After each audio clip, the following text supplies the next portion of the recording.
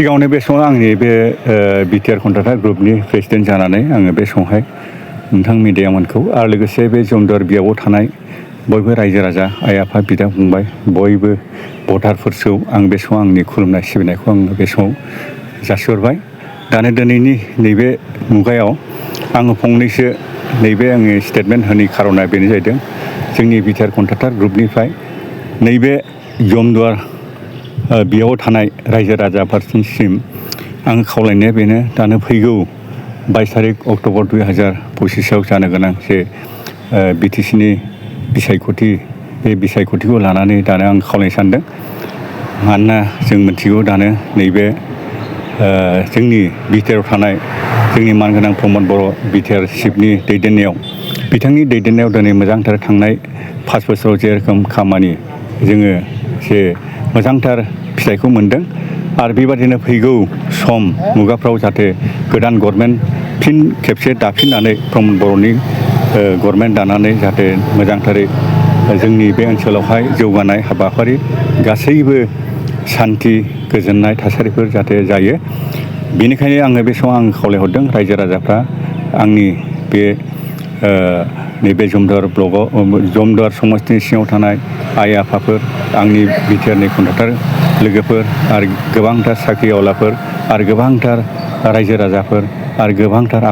आबादारिफोरखौ आङो बे समाव खावलायदों नोंथांमोना जाहाथे नोंथांमोना फैगौ 22 तारिख सेप्तेम्बर 2025आव जे जानो गोनां बे भटखौ नोंथांमोननि बेसेन गोसा भटखौ नैबे इउपिपिएलनि ट्रेक्टर सावगारियाव भटखौ होनो खावलायहरबाय। जाहाथे नोंथांमोननि बेसेन गोसा भटजों जाहाथे जोंनि बे मानगोनां प्रमद बर' बिटिआरनि चिफनि दैदेननायाव फिन खेबसे आरोबाव गभर्नमेन्ट जानानै नैबे जमदुवार समस्तियाव जाहाथे जोंनि दानि जे बिजाथि महरै जाय सायख'जाबाय बिथाङानो जाहैबाय सरनजित बसुमतारी। बे सरनजित बसुमतारीनि बिथांनि मुंनि आरो नैबे ट्रेक्टर सावगारियाव नोंथांमोननि बेसेन गोसा भटखौ नोंथांमोना होदो। बेनिखायनो आं गुरै खावलायहरदों नोंथांमोनखौ जाहाथे नोंथांमोननि बे बेसेन गोसा भटखौ फेलें खालामालाबा नोंथांमोननि बेसेन गोसा भटखौ बे ट्रेक्टर सावगारियाव भट होनानै बिथां सरनजित बसुमतारीखौ गोबां भटनि देरहासार जानायजों सासे बिजाथि महरै नैबे जमदुवार समस्तिनिफ्राय जाहाथे बिटिआरआवहाय गभर्नमेन्ट दानायाव जाहाथे मदद होयो आरो जाहाथे बिथांमोननि बे गभर्नमेन्ट दानायजों आरो बिथांमोननि नैबे प्रमद बर' दैदेननायनि गभर्नमेन्ट जानायजों जाहाथे जोंनि बे ओनसोलावबो जाहाथे जौगानाय गोबांथार जे थांखि आरो बिथांखिफोर लानाय दङ खामानि मावनो थाखाय जाहाथे बे गासै मावफुंजागोन। आं फोथायदों जाहाथे बे गभर्नमेन्टआ रंजानाय गोजोननाय सान्थि जायो आरो लोगोसे बे समाव खावलायहरबावदों जोंनि बे नैबे जमदुवार ब्लक समस्तिखौ लानानै उदालगुरिसिम बे 40टा समस्तियावबो रायजो राजाफ्रा नोंथांमोना ट्रेक्टर सावगारियाव अर्थात इउपिपिएलखौ बयबो नोंथांमोननि गोसो मोदोम जिउजों नोंथांमोननि बेसेन गोसा भटखौ नोंथांमोननि सापर्टजों जाहाथे भटखौ होनानै गोबां बिजाथिफोर देरहानायजों फिन खेबसे प्रमद बर'नि गभर्नमेन्टखौ आरोबाव रुजु रुमु जाहाथे जाहोफिनो आं बेखौनो खावलायहरबाय। बेनिखायनो आं दानो गोबां